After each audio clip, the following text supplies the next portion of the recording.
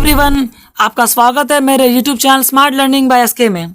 आज हम पढ़ने वाले हैं इंडिगो का सेकंड पार्ट, जिसे लिखा है सत्यजीत रे ने। दोस्तों, पिछले वीडियो में हमने पढ़ा था कि अनिरुद्धा बोस के कार के दोनों टायर्स पंचर हो गए थे, जिस कारण वह दमका नहीं पहुंच पाए थे और अब वह डाक बंगलो के चौकीदार से बातें कर रहे थे।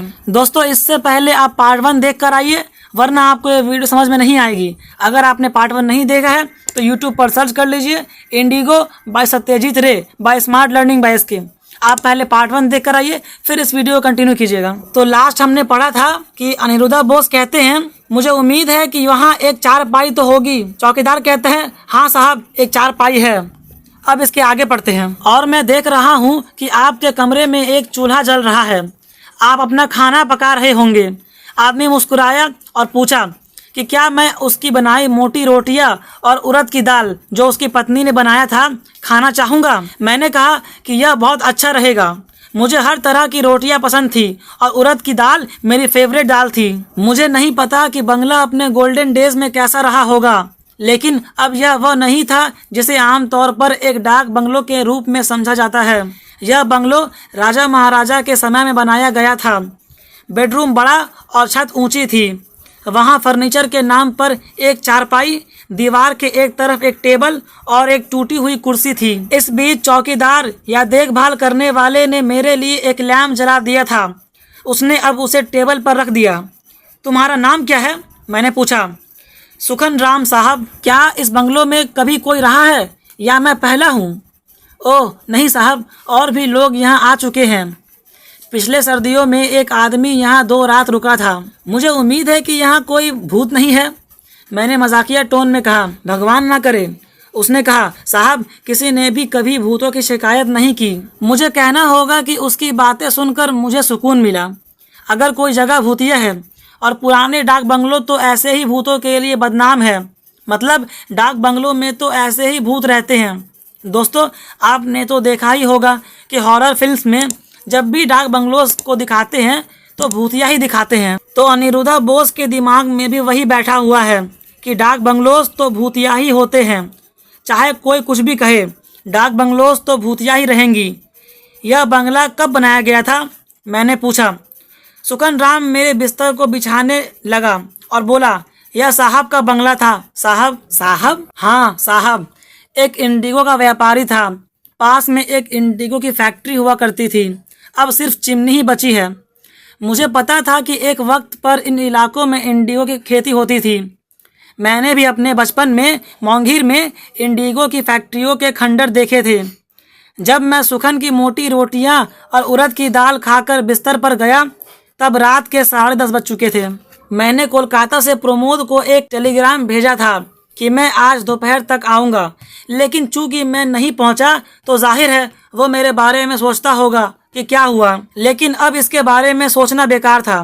अब मैं सिर्फ इस बात पर खुद को कॉन्ग्रेचुलेट कर सकता था कि मैंने एक शेल्टर ढूंढ लिया था, और वो भी बिना ज़्यादा परेशानी के। फ्यूचर में मैं हमेशा भोला बाबू की बात मानूंगा। मैंने एक लेसन सीखा था, और जो लेसन्स परेशानियों से सीखे जाते हैं उन्हें आसानी से भुलाया नहीं जाता। मैंने लालटेन को बगल के बाथरूम में रख दिया और थोड़ा सा उसका दरवाज़ा खुला रखा ताकि हल्की रोशनी आती रहे। आमतौर पर मैं रोशनी में सो नहीं पाता, फिर भी मैंने रोशनी बंद नहीं की। अब जाहिर सी बात है दोस्तों, आप अपने आप को ही इमेजिन कीजिए, इतने बड़े डाक बंगलों में जहां आप अकेले हैं, रात को अंधेरे में सो पाएंगे? जैसी आंख बंद होगी ऐसा लगेगा कि कोई आपको नीचे खींच रहा है, तो कभी लगेगा कि राइट से एक हाथ निकल रहा है, वगैरह वगैरह। मतलब आप कुल मिलाकर सो नहीं पाइएगा, आप लाइट्स ऑन करके ही सोइएगा। तो उसी तरह normally Aniruddha Bose lights off करके सोते थे, लेकिन इस डाक बंगलों में वो लालटेन जला कर ही सो रहे हैं। हालांकि मुझे अब सख्त नींद की ज़रूरत थी। मुझे अपनी कार की चिंता हो रही थी, जिसे मैंने रोड पर खड़ा छोड़ दिया था। लेकिन गांव में ऐसा करना शहर के मुकाबले ज़्यादा सेफ होगा। अब हल्की बारिश की आवाज़ बंद हो गई थी। अब हवा में मेंढकों की टर टर और झिंगूरों की आवाज़ गूंज रही थी। इस दूर दराज के गांव में उस एंशिएंट बंगलों में अपने बेड से शहर एक दूसरे प्लैनेट का हिस्सा लग रहा था। इंडिगो, मैंने दीनबंधु मित्र द्वारा लिखे गए प्ले नील दर्पण मतलब द मिरर ऑफ इंडिगो के बारे में सोचा। एक कॉलेज स्टूडेंट के रूप में मैंने कॉर्नवालिस स्ट्रीट पर एक थिएटर में इसका परफॉर्मेंस देखा था। मतलब अनिरुद्धा बोस जब कॉलेज में थे तब उन्होंने कॉलेज बंक करके नील दर्पण परफॉर्मेंस कॉर्नवालिस स्ट्रीट पर थिएटर में देखा था। मुझे नहीं पता कि मैं कितनी देर सोया था जब अचानक एक आवाज ने मुझे जगा दिया। कोई चीज दरवाजे को खरोच रही थी। दरवाजा बंद था। मैंने सोचा जरूर कोई कुत्ता या जैकल मतलब सियार होगा और 1 मिनट में आवाज बंद हो गई। मैं फिर से सोने की कोशिश करने लगा, लेकिन कुत्ते के भौंकने की आवाज ने मेरी सारी कोशिशें बेकार कर दी। यह गांव के आवारा कुत्ते की आवाज नहीं थी, बल्कि यह किसी शिकारी कुत्ते की क्लियर आवाज थी। मैं इस आवाज से वाकिफ था, मतलब मैं इस आवाज को पहचानता था। मोंगीर में हमारे घर से 2 घर दूर मिस्टर मार्टिन रहते थे। उनके पास ऐसा ही एक शिकारी कुत्ता था, लेकिन इस जगह पर कोई शिकारी कुत्ता क्यों रखेगा? मैंने दरवाजा खोलकर यह जानने का सोचा, क्योंकि ऐसा लग रहा था जैसे आवाज बहुत पास से आ रही थी। लेकिन फिर मैंने सोचा क्यों परेशान होना, बेहतर यही होगा कि थोड़ी देर और सो लिया जाए। अब क्या समय हुआ होगा? खिड़की से हल्की चांद की रोशनी आ रही थी। मैंने अपने लेफ्ट हैंड को उठाया ताकि घड़ी देख सकूं, और जैसे ही मैंने देखा मैं अचानक चौंक गया। मेरे हाथ से घड़ी गायब थी, और क्योंकि यह एक ऑटोमेटिक घड़ी थी, मैं हमेशा इसे पहनकर सोता था। घड़ी अचानक कहाँ गायब हो गई और कैसे? क्या आसपास चोर थे? मेरी कार का क्या होगा? फिर मैंने अपने तकिए के पास टॉर्च ढूंढने की कोशिश की, लेकिन वह भी गायब थी। मैं बिस्तर से कूदकर जमीन पर घुटने के बल बैठा और बिस्तर के नीचे देखा। मेरा सूटकेस भी गायब था। मेरा सर चकराने लगा। मुझे इसके बारे में कुछ करना होगा। मैंने आवाज लगाई, चौकीदार। कोई जवाब नहीं आया। मैं तुरंत दरवाजे के पास गया और देखा कि वह अभी भी बंद था। खिड़की में लोहे की रॉड्स लगी हुई थी। तो फिर चोर अंदर आया कैसे? नहीं सारुण के यहाँ कुछ तो गड़बड़ है, जरूर कोई ना कोई गड़बड़। जैसे ही मैं दरवाजे की कुंडी खोलने वाला था, मैंने अपने हाथ की ओर देखा और एक अजीब सा एहसास हुआ। क्या दीवार की व्हाइट पेंट मेरे हाथ पर लग गई थी, या यह व्हाइट पाउडर था? मेरे हाथ इतने पीले क्यों दिख रहे थे? मैं तो बिस्तर पर बनियान पहनकर सोया था।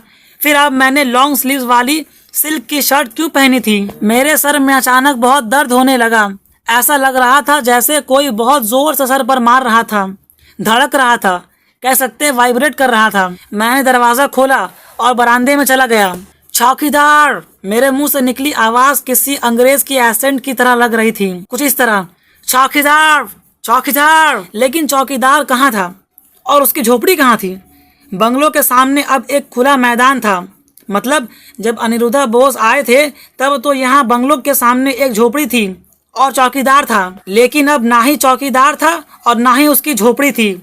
अब बस वहाँ खुला मैदान था। दूर एक ऊंची चिमनी वाला एक बिल्डिंग था। आसपास अजीब सी शांति थी, मतलब अनयूजुअल शांति थी। सब कुछ बदल सा गया था और मैं भी बदल गया था। मतलब मेरी आवाज एक ब्रिटिश के एसेंट की तरह निकल रही थी। मैं बनियान पहनकर सोया था, लेकिन अब एक लॉन्ग स्लीव्स वाली सिल्क की शर्ट पहना हुआ था, वगैरह वगैरह। मैं पसीने से तरबदर होकर फिर से बेडरूम में वापस आया। मेरी आंखें अब अंधेरे में एडजस्ट हो गई थी।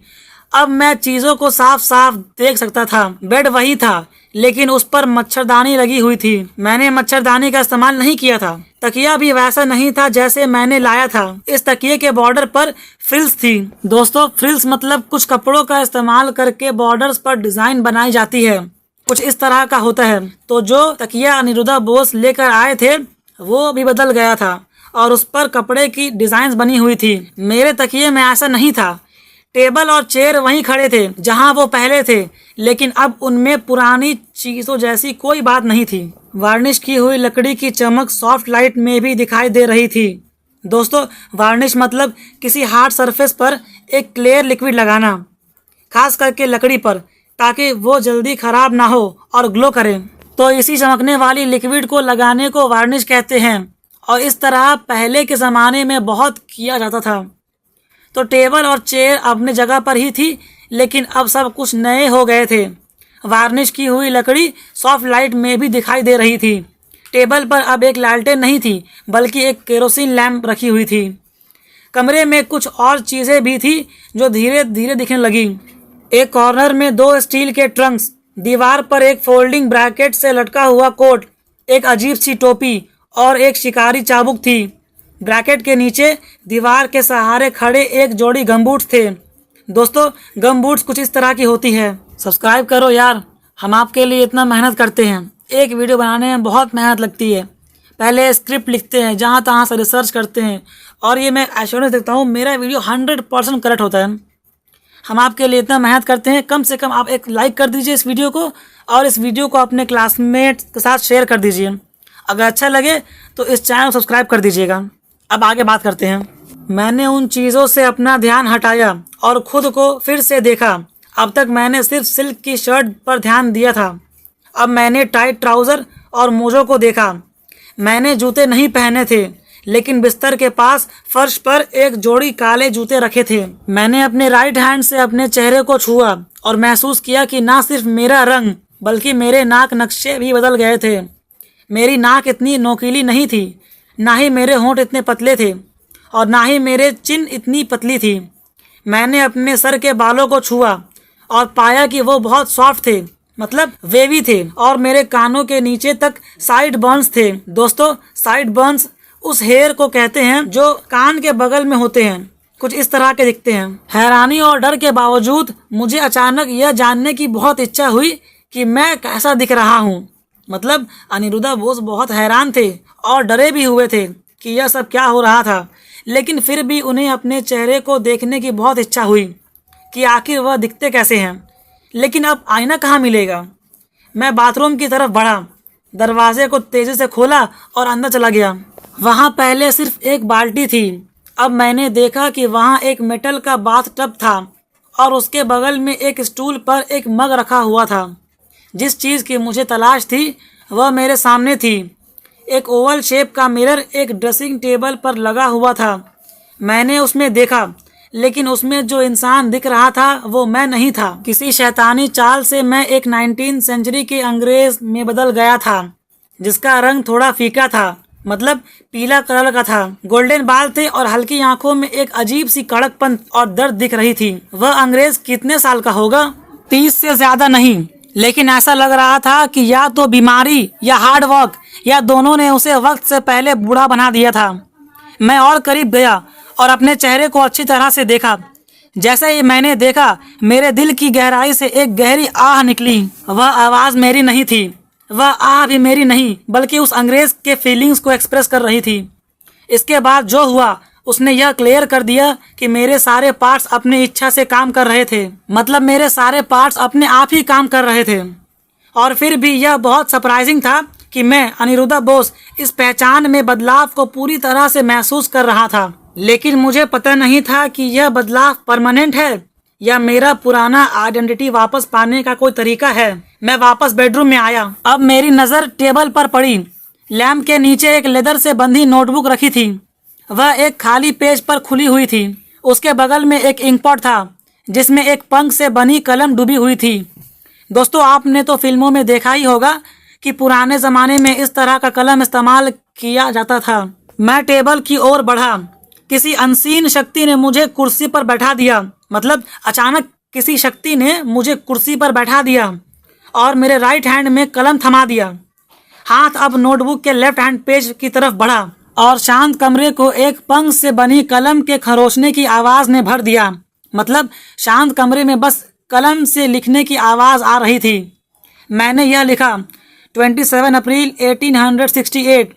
वो शैतानी मच्छर फिर से मेरे कानों में गुनगुना रहे थे। तो इस तरह एक महान एम्पायर के बेटे को अपनी अंतिम घड़ी का सामना करना पड़ेगा एक छोटे से कीड़े के हाथों। मतलब इतने महान साम्राज्य के वारिस को एक छोटे से मच्छर के हाथों मरना पड़ेगा। यह कैसा अजीब ईश्वर की इच्छा है। एरिक ने भागने का रास्ता बना लिया है। पर्सी और टोनी भी पहले ही चले गए। शायद मैं उनसे भी ज्यादा लालची था, इसलिए बार बार मलेरिया के अटैक्स होने के बावजूद मैं इंडिगो के चाहत को नहीं छोड़ पाया। नहीं, सिर्फ यही नहीं, अपनी डायरी में झूठ नहीं लिखना चाहिए। मेरे देशवासी मुझे अच्छी तरह से जानते हैं।